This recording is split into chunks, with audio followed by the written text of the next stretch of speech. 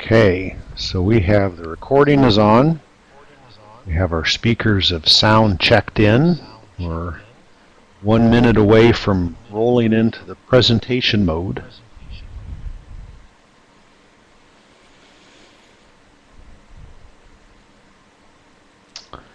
All right, I have noon on my clock, so let's bring up the other screen.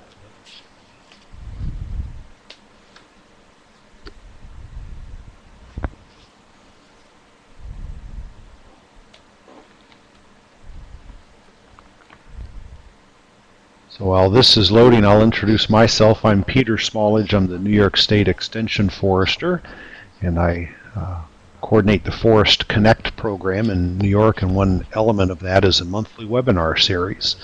And we've been fortunate to have great speakers, and that continues today with a duo from Massachusetts. Paul Catanzaro is going to be introducing attorney Liz Sillin, presenting on land transfer options and opportunities. I'll be floating in the background here. I'll turn my microphone off, but I want to welcome Paul and Liz and thank them for the time and effort that they've put into preparing for this, and welcome all of the participants. And with that, Paul, I'm going to let you give a bit more of a detailed introduction to today. Welcome, everyone. Great. Thanks, Peter. Welcome, everyone. Thank you for joining us today. For the last 3 years, a couple of colleagues and I, Jay Raskew from the North Quabbin Regional Landscape Partnership and Wendy Sweetser from the Trustees of Reservations, have been implementing an educational initiative to help landowners decide the future of their land. The goal of this initiative is to help landowners start the process of formally planning the future of their land. And we also are interested in educating professionals of all different varieties who work with landowners so they too can help inform those landowner decisions. One of the results of our work is the publication Your Land, Your Legacy that you'll see up on the screen. It serves as the foundation of our outreach programs, and including today's webinar. Pete has kindly posted a link to a PDF of this publication to his site. The publication and more information about planning the future of your land can also be found on my website, www.masswoods.net. If you or your organization would like free hard copies, please contact me and I'll be sure to mail them out. Before we start today, I want to be sure to thank the Massachusetts Department of Conservation and Recreation's Service Forestry Program for their financial support of this initiative, including today's webinar. Without that support from them, the work on this critical issue would not be getting done. So I very much appreciate the support of the Service Forestry Program here in Massachusetts. As we've worked with landowners over the past 3 years, we found that the subject of land ownership and transfer is a topic of great interest. As a landowner, understanding your options for land ownership and transfer is a great way to begin deciding the future of your land. As a professional, these options are critical to know as you work with landowners and help inform their decisions. To help us better understand land ownership and transfer, it's my great pleasure to introduce attorney Elizabeth Sillin. Ms. Sillin is a partner in the law firm of Bulkley, Richardson, and Galinas. She's a graduate of Wesleyan University, Cornell University, and Western New England College of School of Law. Ms. Sillin works with individuals and families in all areas of estate and gift tax planning and administration.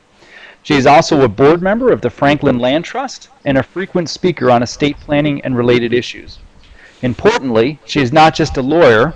She also owns a share of Adirondack property that has been in her family for 4 generations and is personally involved in the restructuring of its ownership, a project that she hopes to finish in her lifetime. Liz, thank you for your time today, and the program is yours. Thank you very much, Paul, and thanks to you, Pete, also. Can everybody hear me okay? This is my first foray into the world of a webinar just by way of a headphone at my desk, which is really amazing.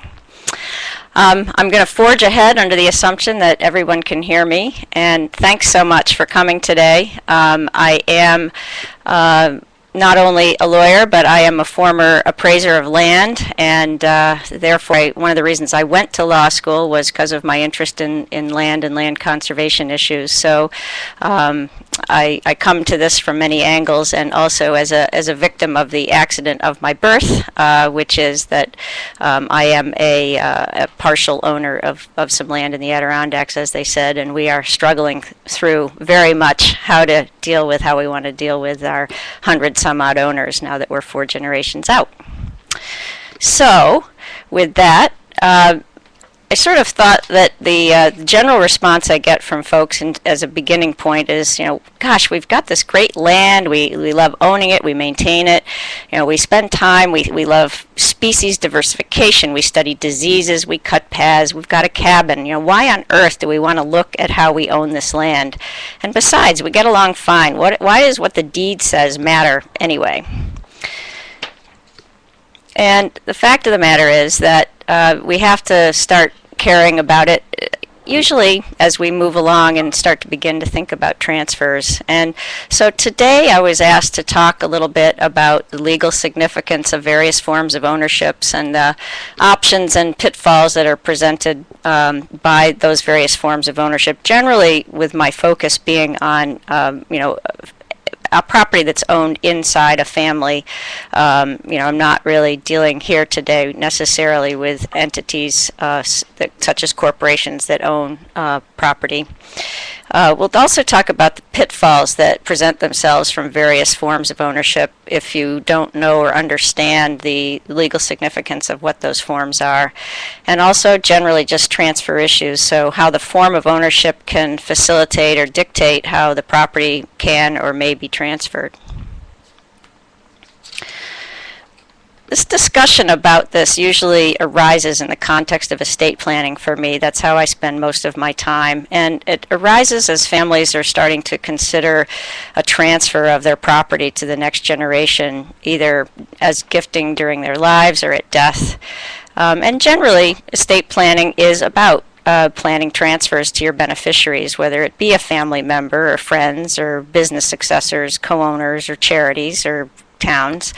And of course, transfers don't have to happen at death. They can happen during life, and there are multiple ways by which one can make transfers. Deeds to trusts by way of the will or intestate succession, sometimes, as we say, by operation of law by virtue of the ownership structure, or by contract. And a lot of the times when we deal with family members, what we hear from them, or often the goal is to keep the property in the family, but give co-owners some ability to get out or not be forced to be owners as they go. Issues of management, how the property should or could be managed, generally centrally. In addition, sometimes families are considering various forms of charitable giving with respect to their land, be it in the form of a conservation restriction or a full-out donation after the family feels that they no longer are appropriate owners of the land, and then just generally thinking about, well, what kind of transfers are going to make sense. So it's in that the form of ownership arises, and the first question we ask folks is, do you know how you own your land? And I have to say that people confidently nod at me, and then they bring their ownership documents, and half the time they really don't know. And they really don't know what it means. And that's not to be a criticism or anything, but it's just not something that if you are focused on your land that you're necessarily looking at how, what the legalities are. Before we get into sort of talking about what forms of ownership are, I wanted to just also briefly outline some of the issues that are implicated by ownership and the issues that we often are considering as we work through this. I put a picture on this page because I know as soon as I bring up taxes, everybody ducks. But the first issue is the issue of transfer taxes. And just reminding everybody that there's often a conception that there is a legal limit on the amount of assets value-wise that you can transfer. And that's actually not the case. It's just that the size of the transfer that can be tax-free. And a transfer tax system is completely separate from the income tax system.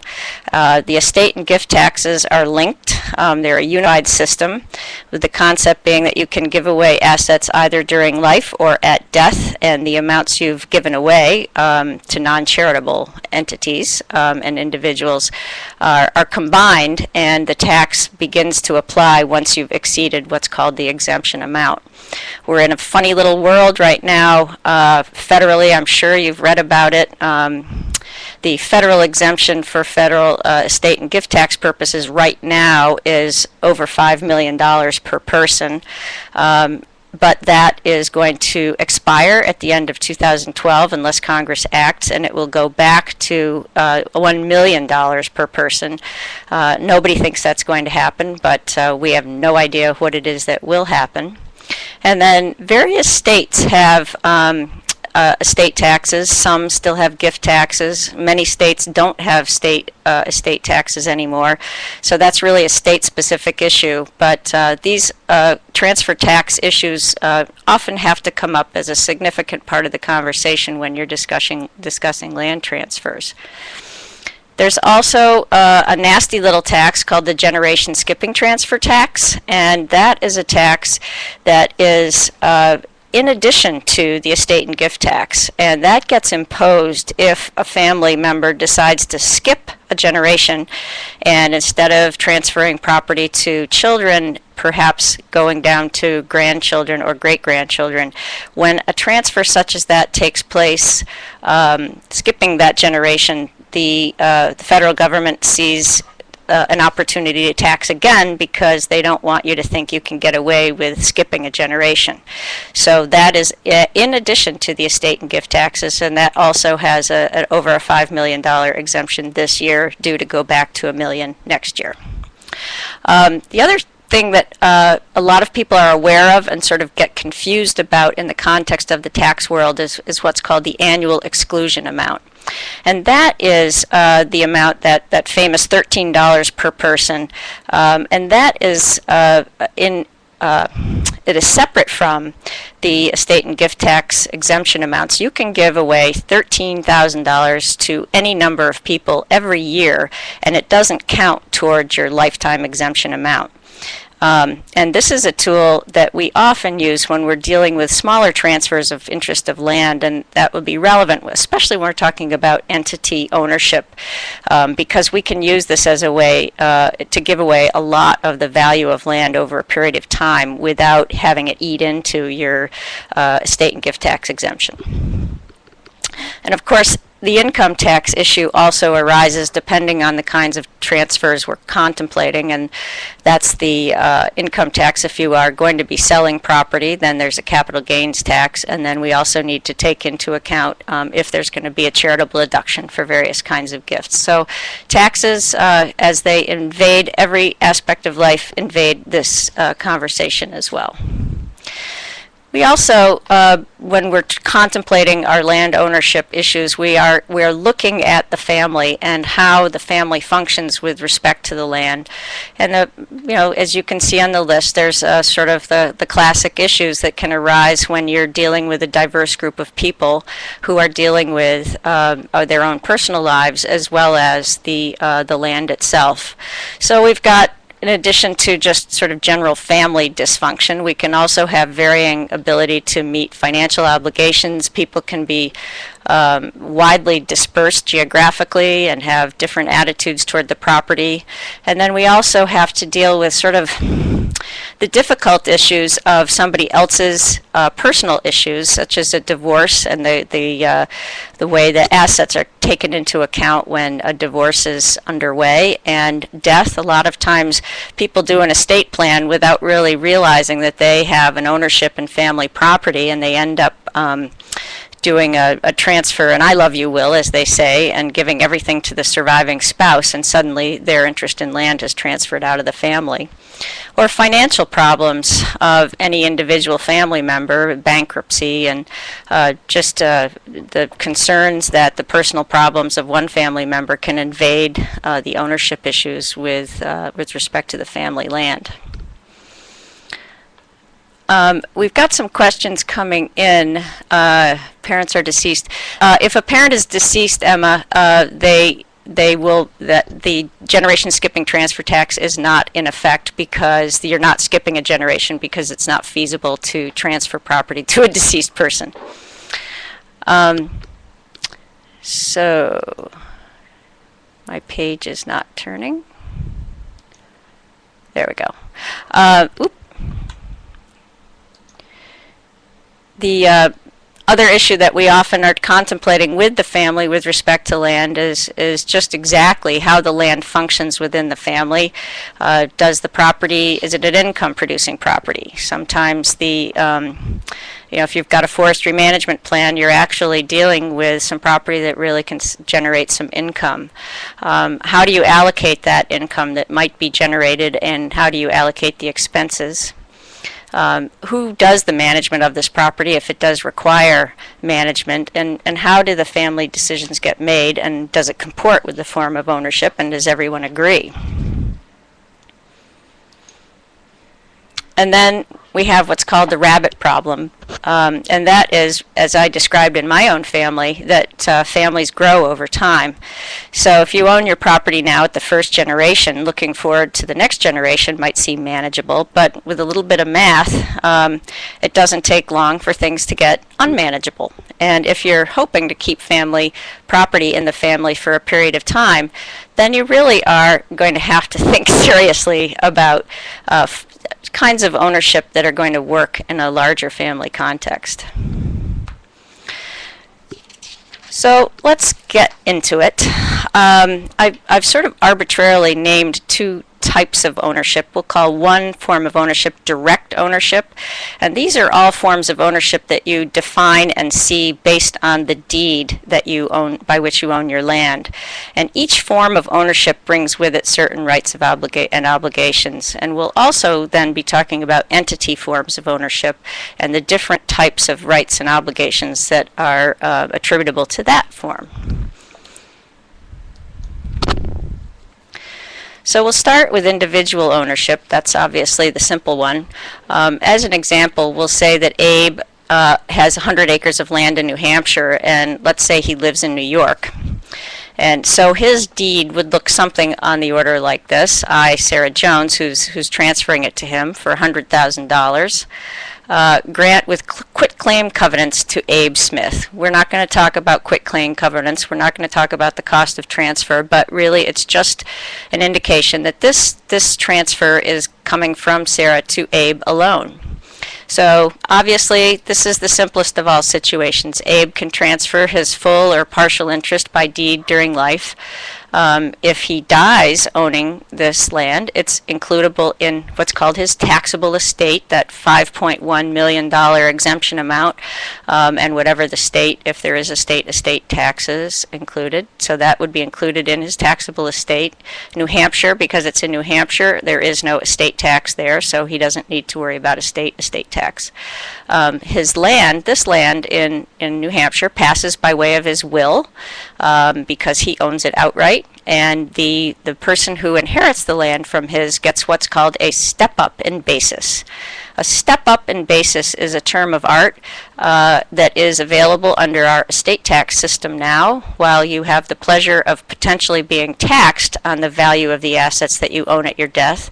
The benefit that the heirs get is that they get the value of the asset as of your date of death. If it's passed by way of your will and it goes to heirs through the will and is includable in your taxable estate, those who inherit the property get the fair market value of the decedent's land at the date of death. The other issue that is implicated by individual ownership is that because we've said Abe lives in New York, he's going to have to go through, or his executor or personal representative is going to have to go through a probate process in New Hampshire in addition to in New York, because the real property is owned by him individually in New Hampshire. And of course, while Abe is alive, he manages the land by himself, he pays the taxes personally, and he doesn't have to coordinate with anybody. joint tenancy with right of survivorship. I see we've got folks from all over the place. In most states, if you have a deed that reads as joint tenants, it implies a right of survivorship. There are a couple of states, I think might be Michigan, there may be one other, that requires that you have the term with right of survivorship after the term joint tenant for the right of survivorship to attach. So that's a state law issue. But a joint tenancy, it's a good example. It's really important to look at the actual deed transferring the land to you to see how that land is transferred. And if the land was acquired by a bunch of different deeds, you have to look at each deed because sometimes deeds are transferred with differing rights. If you see the language as joint tenancy, then it literally means that the two people who own together, at the first death, it passes automatically to the surviving joint owner. So if Abe and Barbara are co-owners as joint tenants, if Abe dies first, Barbara becomes the 100% owner of the property at Abe's death, and it passes to her automatically. So it's not what's called a probate asset, meaning it doesn't pass through the probate. And therefore, again, if we've got out-of-state owners, you don't have to worry about having to go through the probate process in the other state because the asset passes by operation of law to the surviving joint owner. Some other things that happen through a joint tenancy with right of survivorship, and I've seen this happen in a few instances in families where there was a transfer to siblings after the first generation. So we have Abe and Barbara, let's say they're siblings, and they inherited the property as joint tenants because the parents thought it might be easier than to presume that it would stay in the family at the first death. It would go to the surviving child.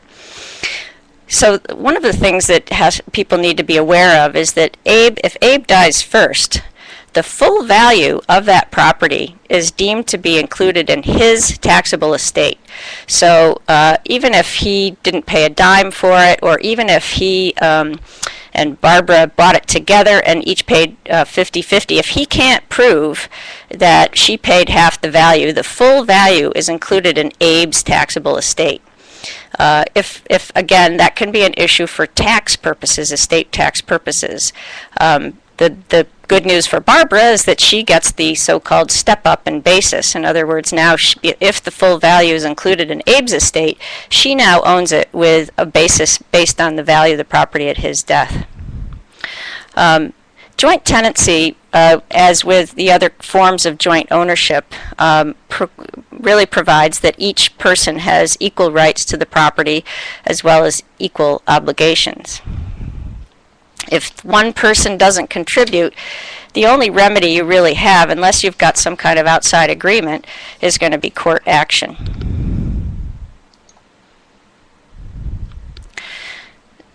Another thing that people don't realize sometimes is that the joint tenancy in the deed trumps anything you might do in your will.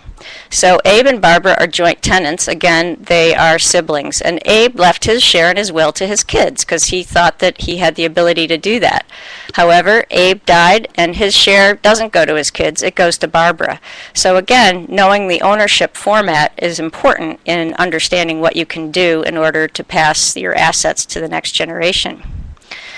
So as a third example, it's important too to understand that you can break a joint tenancy as long as you do it during life. So now we've got three siblings, Abe, Barbara, and Charles, and they were deemed to be joint tenants with right of survivorship in accordance with that deed. So Charles said, the heck with this, and he deeds his interest during his life to his children. He has now broken his joint tenancy with Abe and Barbara, and he was successful in transferring his interest to his children during life. Doesn't have to have consent of the other joint owners. It just is done by virtue of a deed. Barbara and Abe, however, continue as to each other with joint tenants. So that same situation we described above at the death of Abe or Barbara will happen unless they decide to break their joint tenancy. They do own as tenants in common, which we'll come up to soon, with Charlie's children. And again, joint tenancy, as with other direct forms of ownership, really does not address the issues of management, budget, or transfer. Tenancy by the entirety is a form of ownership that's available solely to married couples. In those states where there's same-sex marriage, it is applicable to couples of same sex also. And it is based on the legal fiction that when people are married, they are but one person. So it's a slightly stronger form of joint tenancy in that Abe and Ruth now, who are their deed says Sarah to Abe and Ruth as tenants by the entirety. It must say that. I think there are some states where if you just say to Abe and Ruth, husband and wife, it will imply tenancy by the entirety. In our state, it must state this ownership form expressly, or it doesn't happen. But in any event, if you do have a tenancy by the entirety, then both parties have to join in any transfer. You can't break that transfer as involuntarily as you could with a regular joint tenancy. The other thing about it is that unlike a joint tenancy where the estate of the first to die has to prove the contribution by the other party as to the amount of the value of the property that's going to be includable in the estate of the first to die, the presumption under a tenancy by the entirety is that half the value is included in the estate of the first to die, and the step up is as to only 50% of the value of the property. By the way, if you've got a husband and wife who own as joint tenants, that presumption will apply in that instance as well. So again, as with a joint tenancy, at the first death, this ownership passes by operation of law, in other words, automatically, without having to do anything, to the surviving owner, and it doesn't have to go through probate. And as stated before, it can't be destroyed unless both parties consent to it. Tenancy in common, however, is what we call the default ownership format. If you look at your deed and it says Sarah to Abe and Barbara with nothing else, in most states, as far as I'm aware, that will mean a tenancy in common. It can say tenants in common or it can be silent, but in any event, it does apply if it says it, or again if it's silent. And generally, when property is inherited, unless the will states otherwise, tenancy in common is the form of ownership that those who inherit the property inherit it. The word tenancy does not mean lease. It's a term of art meaning that everyone has a current right to use. And that is a common misconception as to how ownership works with most of these forms of joint ownership. And we'll get into that a little bit in a minute.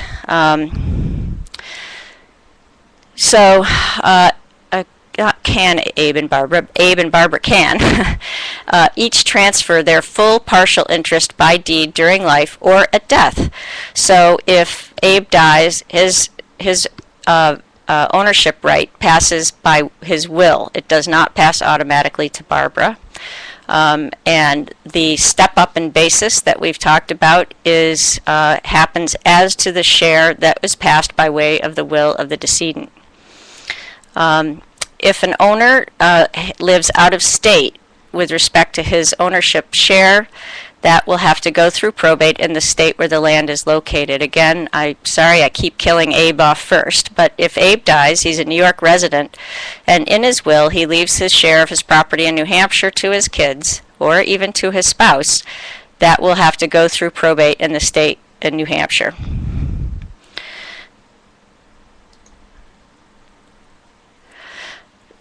So the interesting piece about a tenancy in common and how it works is that it's what's called an undivided interest. And if one owner is using the property and is not depriving another owner of his or her use, then there is there's nothing the other owner can do. There's no rent or payment due unless you've got some kind of an express agreement. You can't. It's not a majority rule. Everybody has an equal right to be on the property at the time. If you've got, say, a cabin on property and one tenant in common is living in it, that person is not liable to pay rent to the other one, even if it's without consent. So it's an interesting concept that it's not intuitive in my mind. And similarly, if you've got repairs or maintenance that are necessary, if one of the co-tenants tenants in common makes repairs without the consent of the other, they cannot require contribution on the part of the other parties. A tenant in common can't do anything that's going to injure the other parties or injure their rights, but it is a 100% right to be on the property. But if you do agree, then everyone is supposed to pay a proportionate share of the cost, get a proportionate share of the income, and on sale, get a proportionate share of sale. And it also should mention that a tenancy in common, just because there are 3 owners, it doesn't necessarily mean each gets a third.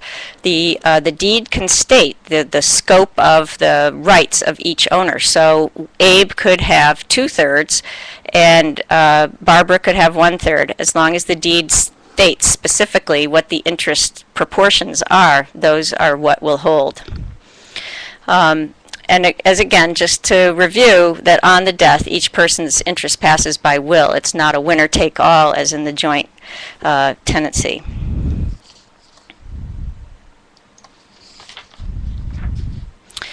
And we'll get, I'm not sure why I did this, but the life estate I put after all of this. But what I wanted to just sort of bring up, all these forms of direct ownership, the most distinguishing characteristic about them is that it's really easy. You just put the language in the deed and it creates a whole set of assumptions that pass by with it, and it's very inexpensive, obviously. It's just a couple of words in the deed and you're set.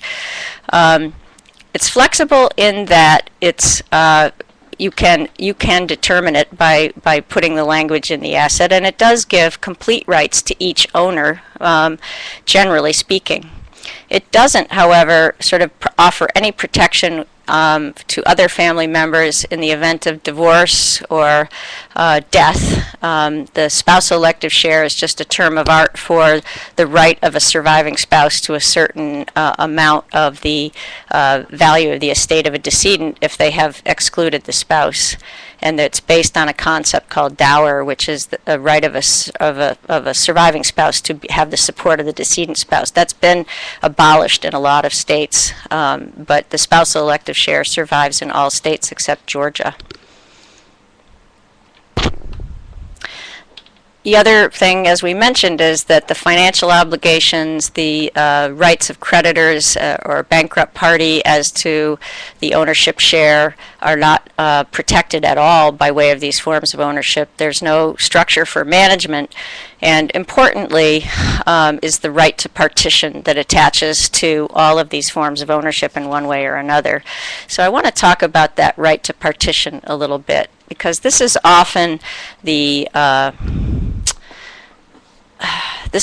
what breaks the family's back when it comes up, and it often is the reason that really inspires people to move toward other forms of ownership. And this is really when things go wrong. It's available to tenants in common, but since a joint tenancy is easy to sever, it can happen easily in that instance as well. Tenancy by the entirety has to be done together, but this usually doesn't arise in a marital situation. It's usually in the subsequent generations. And basically it's premised, this right has been around since 1540, and no person is required to own property against his or her will, and that requires then a forced division of the real estate. It will permit a physical division if it can be fairly done. So if you've got a lot of frontage and each piece can be sliced up evenly, that will happen. Otherwise, what happens is the court will order the sale of the property, and after payments of all the legal fees, the proceeds are split, I say equally, but they're split proportionately among the owners. And we had this very issue in our practice. There was some land that was inherited by 3 siblings here in Massachusetts, and they disagreed as to whether they wanted to keep the property in the family or sell it. And one sibling really wanted to sell. The other 2 wanted to keep it in the family, but they couldn't afford to buy out the unhappy sibling. He went to court with what's called a petition to partition, and basically he wins. I mean, there will be a partition. In this case, the property had very little frontage, and therefore, even though it had a lot of acres, it could not be fairly and easily split physically. So the court ordered a sale, and the market wasn't very good, and the forced sale had to happen quickly, so they got a low price, has high legal fees, and no one was happy in the end. So this is often the impetus for a major family rethink. Also wanted to mention quickly life estate with remainder. The deed would look like one of the three options listed at the top there. Abe gives to Doris, reserving a life estate, or another type of version would be Abe transferring his ownership to Doris for her life with the remainder to a third party or the Nature Conservancy, or this is a tool that can be used for a charitable donation, so Abe to the Nature Conservancy reserving a life estate. And what that means, it's a different kind of ownership in that the ownership interest is segregated by time.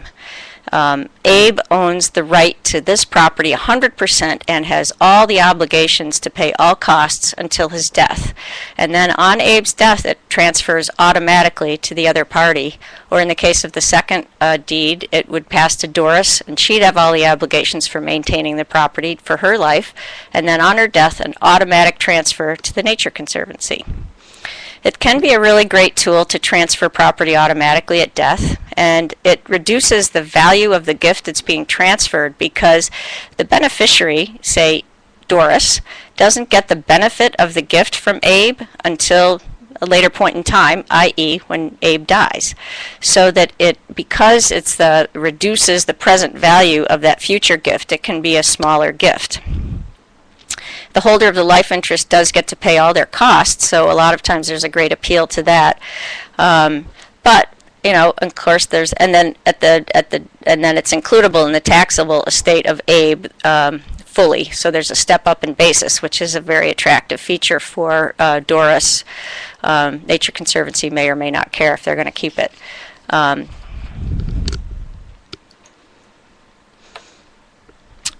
Mentioning in that as to all these direct forms of ownership, one way, a relatively simple way in which you can address the issues that these forms of ownership don't offer you is to have the family come up with what's called an ownership agreement.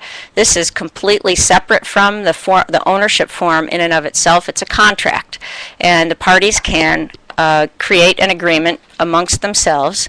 Generally, it's only valid as to those who sign it, so it's usually good for one generation only.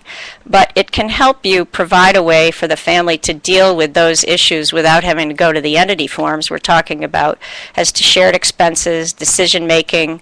The parties can waive their right to the partition we just talked about. You can get all the parties to agree to a prohibition against each person mortgaging his or her own share, and also to provide the right of first purchase. So if one family member wants out, there's an agreement as to the rights of the other joint owners or tenancy in common owners to meet the sale price or to come up with a fixed price on transfer. And this is a tool that can be helpful if you're looking at a one generation type of shared ownership. So now we're going to move to the entity ownership forms, and generally we'll talk about trusts, and then almost together family limited partnerships and limited liability companies. Other forms of ownership that we're not going to talk about is just a corporation or a company or a general partnership, but those are also available, generally just not particularly useful in the form of family land ownership. Trusts have been around for a long time. And they still are a relevant and useful tool. The elements of a trust generally are that you've got the corpus, that's the thing that's put into the trust, and that would be real estate. You've got trustees whose job it is to legally own the corpus or the land, the beneficiaries for whom the trustee manages and invests the land and to whom the profits go, if there are any. And then a written instrument, which is signed by the settlor or the donor, depending on the language that's used. And generally that settlor donor is transferring property to the trustee to manage for the benefit of beneficiaries. Just a quick review, there's a lot of kinds of trusts.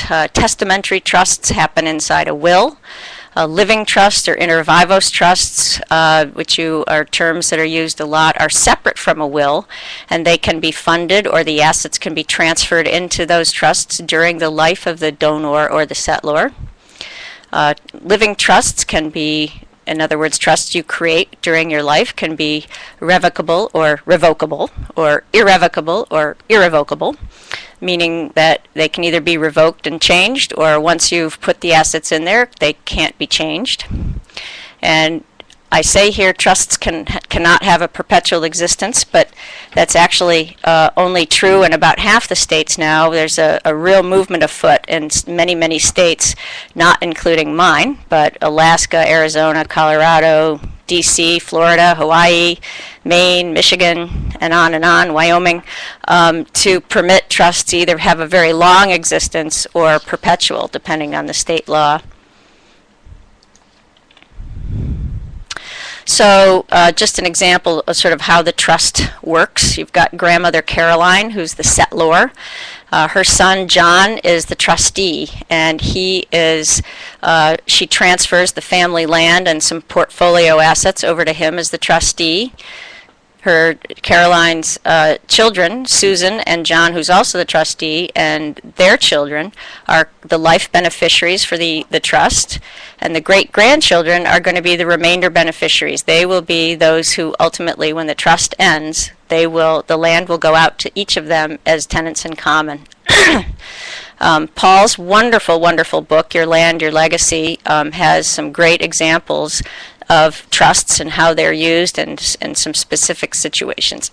Excuse me, and I recommend that document to you very much, and these examples I think give you some good varied ideas on how trusts can be used. So the common uses now are either holding the family lands for several generations, for asset management during the settlor's life. They're used as a way to minimize estate taxes for married couples. If you've got children who are minors or disabled, the trust can be used to manage assets for the benefit of those children, and have somebody manage it for them, but the children get the benefit of it. It can be used as a tool to avoid probate, and a lot of people will transfer real estate in another state into a trust for the purpose of avoiding probate in many instances, so that they don't have to go through what's called ancillary probate in that non-resident state. And then there's the alphabet soup of all these kinds of trusts that we use for charitable transfers, partial interest transfers, and various tax incentive, tax motivated transfers. Excuse me. Family limited partnership is they've been extremely popular in recent years as a way to transfer land to multiple generations and to centralize management. The term family, as I say here, is just a descriptive term. It's really not part of what the legal definition. It's just to help us understand the motivation behind the business organization. A limited partnership happens by way of a partnership agreement. You don't have to file with the state. Or at least in our state, you don't. And it's a way of creating an entire structure of management and defined asset transfers through an entity.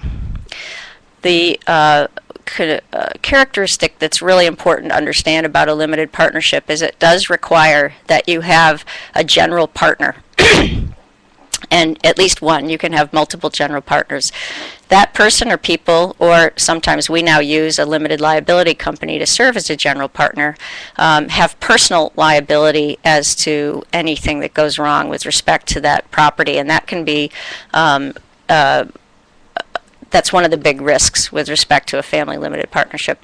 The general partner or partners are those who manage the company. Limited partners get the free ride. They have no personal liability. They also have no control, and they get the benefit of the income, if any, that's passed through to them. There's no tax at the partnership level. All the tax liabilities and income are passed through to the general and limited partners. So what would a family limited partnership look like in a deed? Well, Sarah would transfer to the Jones Family Limited Partnership. And any of the transfers that happen within the individual members are not reflected by deed. They are reflected by virtue of partnership interests. Additionally, the partnership agreement shows the management and limitation on transfer issues. And various members of the Jones family, in this case, are going to be deemed to be partners. And each one transfers their interest, not by deed, but by virtue of a transfer of interest. And we talked at the very beginning about the annual exclusion amount, and a family limited partnership interest is a good example of a kind of interest that often can be easily transferred, taking into account this annual exclusion amount, so that you can value the value of the land, figure out how much of a partnership interest might fall into a $13,000 sum, and transfer that amount amongst to the heirs on an annual basis using an appraisal, and that can help effectuate the transfer of land to the next generation without having to go through the exercise of getting a new deed every time. The partnership agreement can limit transfers. You can require that it stay in the family, and it offers the opportunity for what we call a valuation discount, and this is relevant for whether transfers are being done during life or at death. And I'm sure you've heard the term minority interest or lack of marketability discounts. This has to do with the fact that the partnership agreement will define very narrowly how the asset can be transferred. It may limit it merely to Jones family members. It may have a strike price or a required price of the transfer. There may be a buyback. In other words, it can be difficult to get out of. And therefore, if someone is valuing that interest, they may say, forget it. This is too hard to get out of. We're going to discount the value.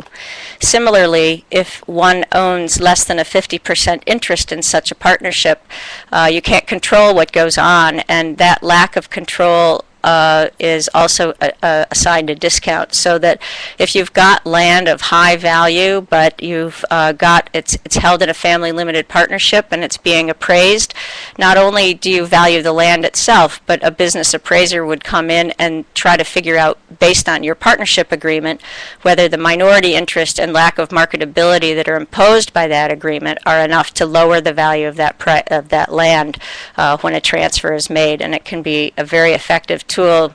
Often a 30% type discount is what would be applied for each interest. A limited liability company and a family limited partnership have a great deal in common with one another. The limited liability company is rapidly taking over the family limited partnership as a preferred entity type, primarily because of that second bullet there. No one has personal liability. It combines the limited liability features of a general corporation with the tax treatment of a partnership, and therefore it's really an appealing way to structure a partnership. It's got the company form, and it's therefore the fastest growing business form really across the country for any type of business. And it works well for family land ownership as well. Again, that deed would look like Sarah Jones, or Sarah Smith, say, to the Jones Forest LLC. So that ownership is defined to the LLC, and then the transfer of membership interests inside the LLC happens exactly as it does within the partnership. The terms are slightly different, but the function is very similar. You have, instead of a partnership agreement, you have an operating agreement. It defines how the management works. Instead of having partners, you have managers and members, or sometimes you just have members who manage. But the rights and obligations of managers and members don't move to the level of personal liability, but you can define who does what. Similarly, you can transfer the interest of the membership interests annually or at death or during life. If you own your LLC interest, it's deemed to be personal property and not real estate, and so it's not considered a part of the probate estate in a state that is not that of your residence. It has available, as we discussed before, the minority discount as well as the lack of marketability discount. And both the limited liability company and the family limited partnership can have aspects in them that are attractive and addressing some of the problems we discussed at the beginning. It can require that an interest be purchased at divorce if the property interest is being negatively implicated in the separation agreement. It can limit the ability of individual members, creditors, to attach to the ownership interest. It can require that individuals' interests can't be mortgaged. Some of the issues that are common to these entity forms is obviously they're way more complicated than the deeds in terms of how you're going to put them together, and they're much more expensive to form. They require thought, they require attorneys and sometimes accountants to help you put it together. And they can also be a little more expensive to maintain, even though the entities don't pay tax, and this is true for trusts as well. You may need accountants to help put together tax reporting forms, so reporting how the interest income flows through to either the beneficiaries or the members of the partners.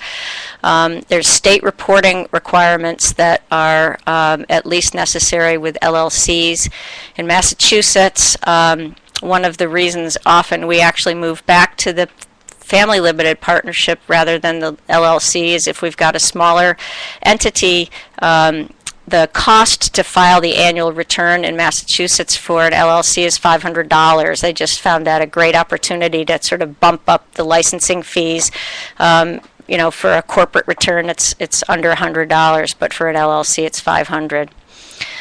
It's really important with all these entity forms that you strictly pay attention to the requirements by the form of ownership. If you don't respect the form you've created, it can be disregarded and you can undo all the good work that you have done to create the entity. So we've sort of gone through all of these, but these are kind of the advantages to having the entity ownership forms, is it really can help you think ahead, figure out how it's best going to work in the family over a period of time, and be able to define inside the entity how it is that the property transfers as well as the rights of the various members are going to work. So I thought I'd close with a quote from Paul's book, and that is to say that the decisions or lack of decisions that you make about your land are going to have financial and personal impacts that last long beyond your passing. You have the opportunity to ensure that your legacy is a positive one by actively planning for the future of your land. Failure to plan can be more expensive and can create conflict in your family, and boy, is that true. So, crucial step is to begin thinking about the form of the land ownership that you have, or your clients have, or your friends have, and to begin thinking how that will or will not work as you move toward the future. And that is all I have to say.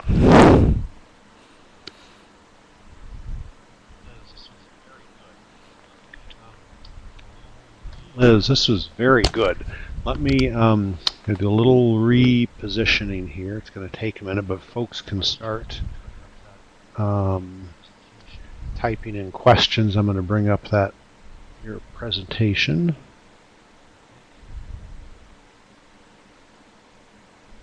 I think. Yep. Am I still here? Okay, good.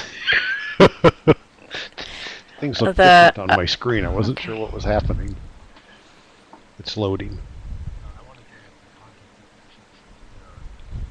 So I wanted to bring up your contact information. I'm sure that people are starting to type in questions. Here we go. So as people are typing in questions, So we have one question here. If the property produces income, what are the options to control the numbers of owners? Well, I don't think I've ever actually worked with an LLC or a family limited partnership where the number of owners has been restricted. That would be complicated to build in, I think, because unless you have at a generational turn a requirement of purchase, the problem is going to be, I suppose if the family wants to work out how and when you have an obligation to purchase, I suppose you could have rounds of appraisals at which those who want to buy in can do so. I suppose you could do some kind of lottery system or something. You're going to have to compensate those who are bought out. It's an interesting question. Do I have a good resource? You know, I was trying to look around for good resources, and I'll keep looking. To be honest with you, I don't have any one source. A lot of it is just by virtue of working with different families and sort of digging into the rights and obligations that each form has. But I will keep looking and see if I can find something. Sure. Liz, can I add to that?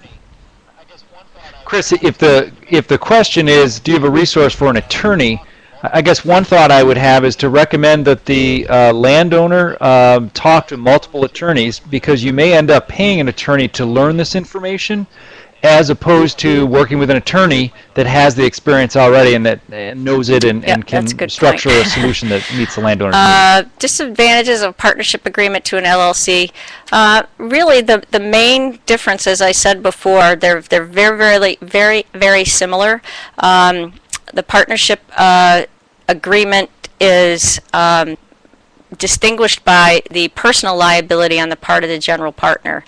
Other than that, you know, partnership law is very well defined, and LLC law is a little bit less defined. It's a newer entity format.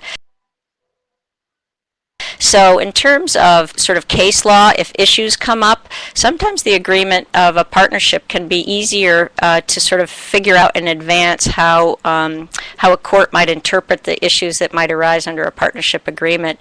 But we are, I will say, 95% of the time using LLCs if the value of the land warrants it.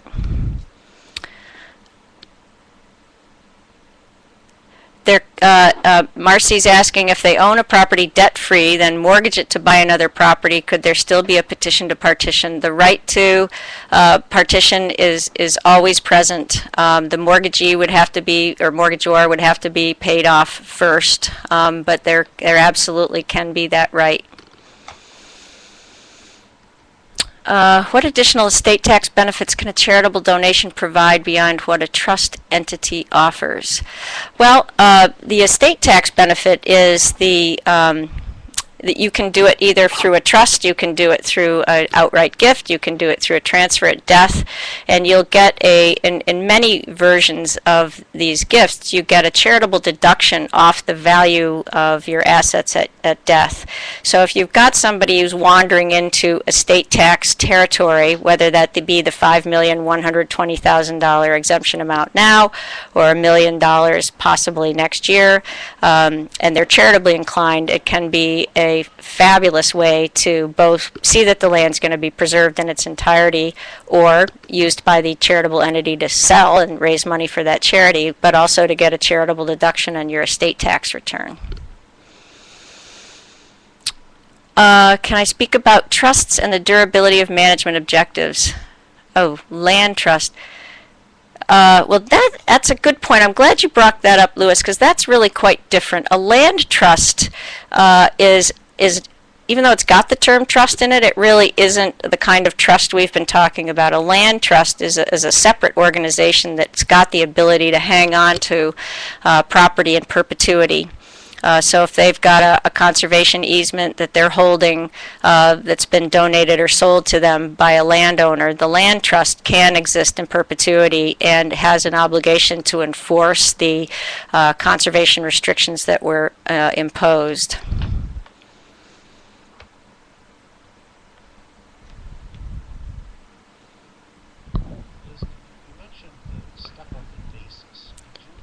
Liz, you mentioned the step up in basis. Could you define that for me? Maybe everybody else knows, but I think I know what basis of property is, but you describe this in a positive context. How does the step up in basis? Say, for benefit example, property was purchased for $100,000 in 1960, and the person who inherits or is given the property, if mom and dad give the property to the child, and then the child wants to sell it, the child inherits. I shouldn't use the term inherit, but the child receives that $100,000 basis, so that if the child is going to then sell the property, the capital gains is based on the $100,000 paid initially rather than the present market value at the time of transfer. If you inherit property directly through a taxable estate, the negative is that the parent may be paying taxes, estate taxes on it. The positive is that the child who inherits it now has, instead of that $100,000 basis, say the property is worth $1 million as of the parent's date of death, the child now has property worth with a basis of $1 million. So if he or she sells it, there's no capital gains. Is that helpful?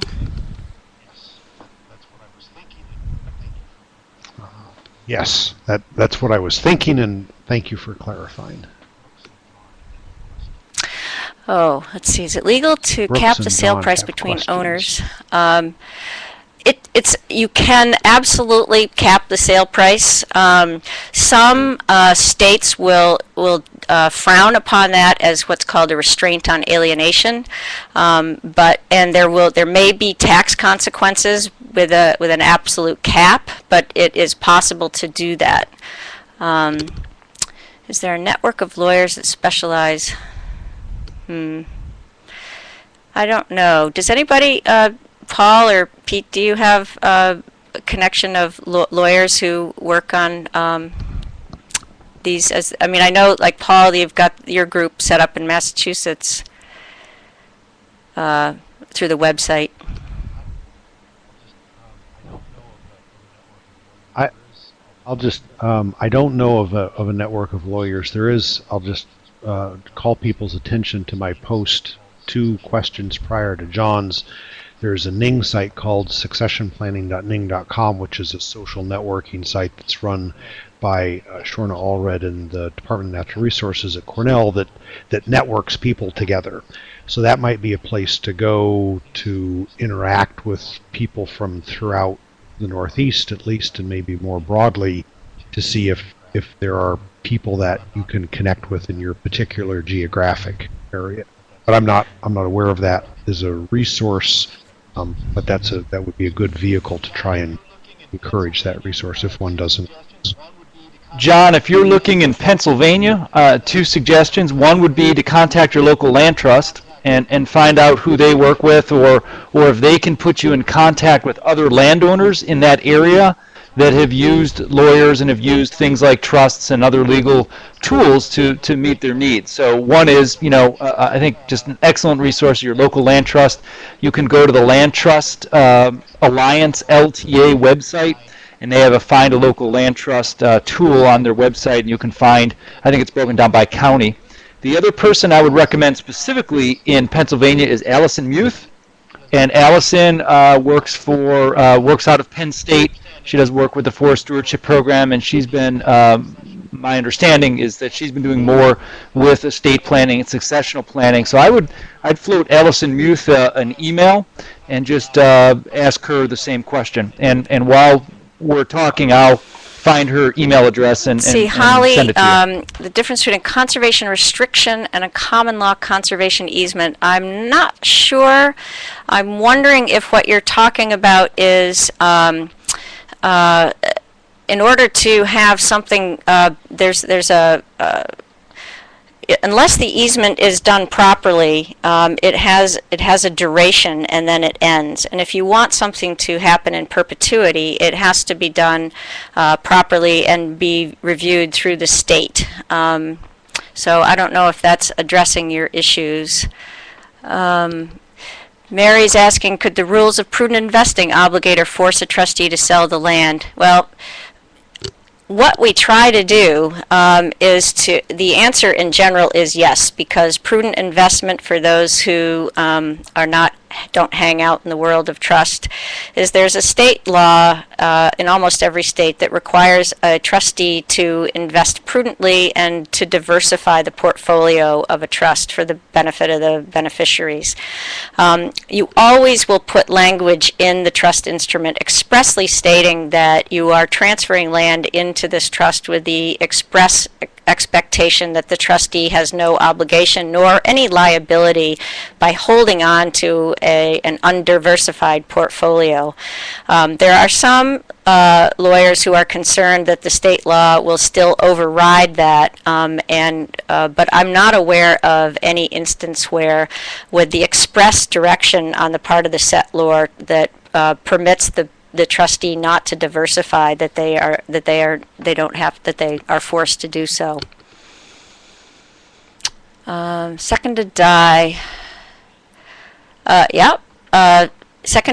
Walt is saying, can second to die life insurance on a husband and wife properly help their heirs defray the costs of buying each other out at death? Yes, and the issue often in that instance is that second to die insurance is when a husband and wife buy insurance together. It makes the cost go down significantly, and the payout only happens at the second death. The theory then being that with a husband and wife, you get a pass on the need to pay estate tax until the second death. And so the second to die insurance is often put into an irrevocable life insurance trust so that it's kept out of the estate of both spouses, and then the kids are the beneficiaries. And absolutely, it's an excellent tool for both providing liquidity to an estate, or giving the option of the heirs or the kids to use the proceeds to buy each other out if they need to do so.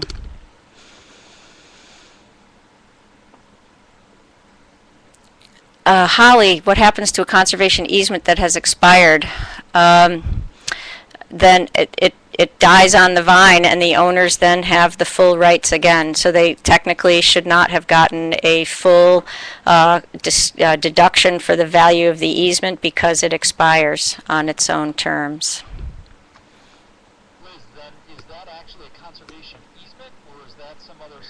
Liz, then is that actually a conservation easement, or is that some other sort of term? Yeah, it is really a deed restriction, but sometimes if people haven't gone through the proper channels, the document will be deemed, or it will be labeled an easement, but it in fact is, as you say, it hasn't been done properly, and so it really functions as a deed restriction.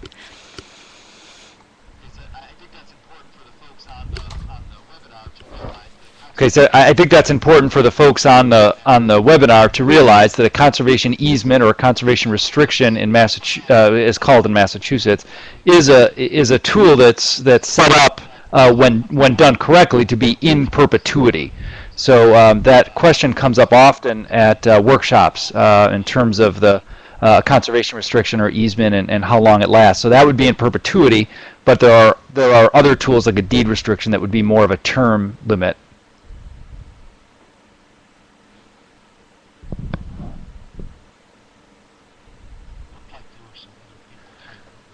Well, it looked like there were some other people typing, but multiple people are typing. Let's see if there's some additional questions coming in.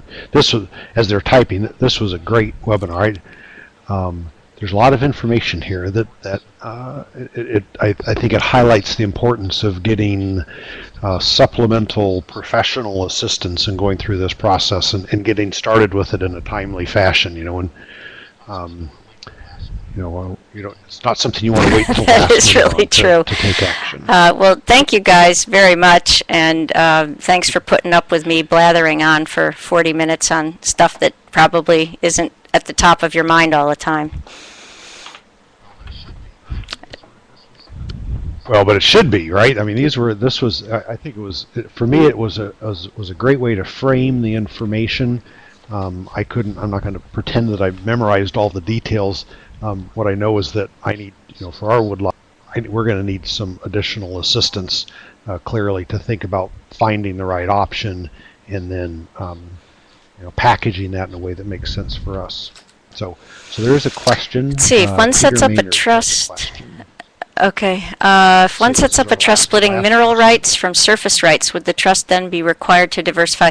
It's going to be the same issue, Peter, in that the trust document can state whatever it is you want it to state, and and if you can expressly state that there is no requirement to diversify, and state even if state law has that provision, the question is really going to be do the beneficiaries, are they unhappy with that, and are they going to try to litigate it? And then it's really going to be, what does the state court do with the conflicting issues of how the state law requires diversification as against the expressed intent of the settlor?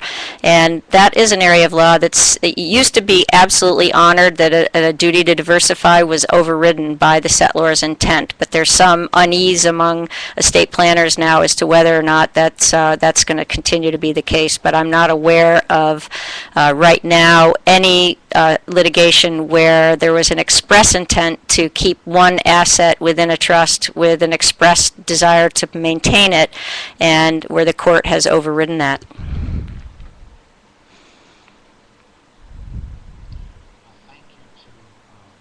Good. Well, thank you to Liz and Paul. This was a great presentation. And I'll call everybody's attention, please, to the exit survey. Hi, Lou is asking about a webinar in particular topics.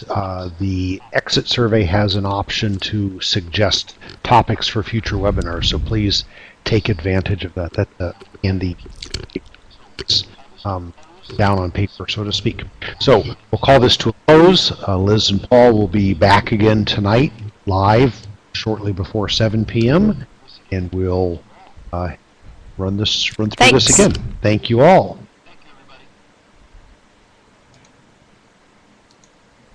Thank you, everybody.